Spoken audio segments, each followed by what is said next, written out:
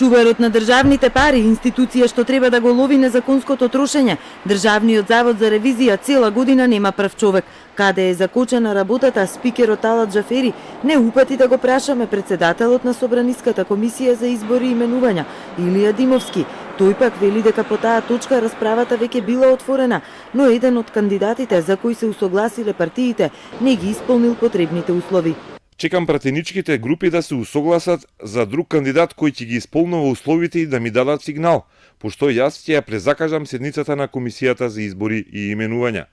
Собранието го има списокот со кандидати кои се пријавиле, меѓу нив и Насер Адеми, заменик главен државен ревизор, кој практично сега раководи со заводот, Адем Цури, директор во ревизорското тело за ИПА фондови, Тања Тасевска, државен советник во ДЗР, а се споменуваат и други ревизори од внатре од заводот, но и неколку лица од надворешни институции. Меѓу пријавените е Иване Цветанов, поранешен директор во управата за спречување на перење пари и потоа разрешен од владата на ВМРО ДПМНЕ и жесток противник на претходната власт. Тој за Телма потврди дека е еден од пријавените, но не може повеќе да коментира бидејќи во случајов е засегната страна. Маријан Николов од СЕА вели дека во нормална држава немањето главен ревизор веќе цела година се третира како инцидент и покажува дека политичките елити и натаму се занимаваат сами со себе, а не со систем во кој Собранието треба да врши надзор врз јавните финансии. И ова владова продолжува со фокус кон прибирање на дополнителни средства од граѓаните на Република Македонија. Очигледно е дека фокусот го ставиле кон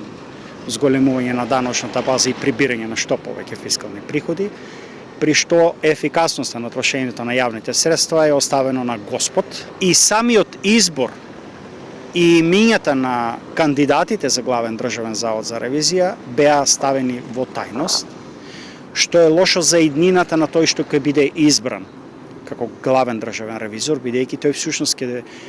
дојде на чело на Државниот завод за ревизија во една нетранспарентна процедура. ДЗР и натаму објавува ревизорски извештаи, но според Николов нема повратен одговор ни од трите клучни институции, антикорупцијска која не ни постои, МВР и обвинителството, така што никој не се занимава со прашањето како се трошат парите на даночните обврзници.